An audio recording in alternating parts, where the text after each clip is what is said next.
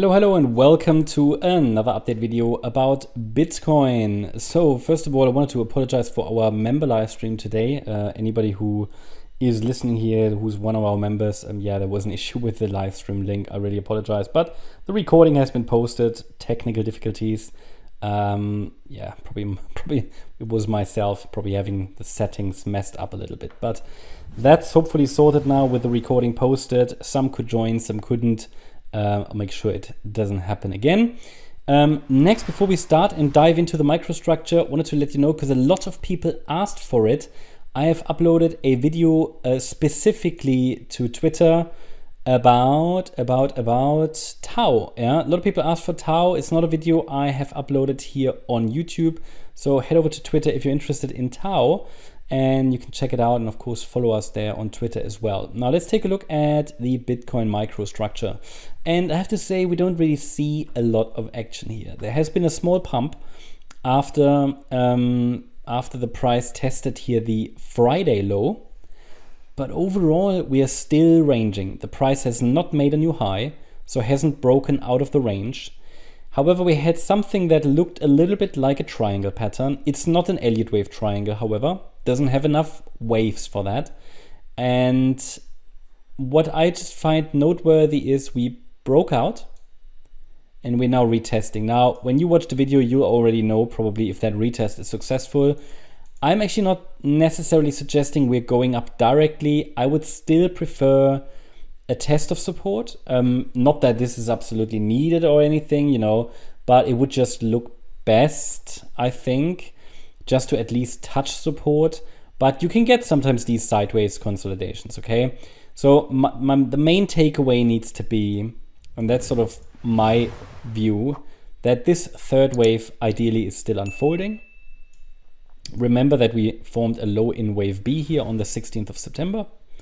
And that this is a move up in 5 waves. And my interpretation is that this is wave 1, wave 2. Wave 3 is probably not finished yet, because this move up, which topped on Friday, did not reach the 1.38 extension, which is normally my first ideal target for a third wave. So my interpretation is that this is a 3-wave rally, probably in wave A only. Then this could be a B wave or an internal 4th wave of this third wave. Doesn't matter so much to me. It's my view is that this here is a still unfolding third wave probably, and then we could still get another 4-5 pattern afterwards. But I would like to see that third wave get to 64,800 next, maybe 65,814, and then, as I said, we should ideally get another 4-5 pattern, which should then take us, wave 5 should then take us towards 66,540 to 67,000. So the main action is here. I mean, this is now already after the weekly candle close. Not much happened. We had a small pump, and now this retest of the trend line. We have to see if it holds, right? If it does, and the market now breaks above the last high, I will assume we are on our way to 64,800. But because we haven't broken out of the range yet, so we haven't broken above last week's highs, I think we still have to consider that we could get another test of support. Not absolutely needed.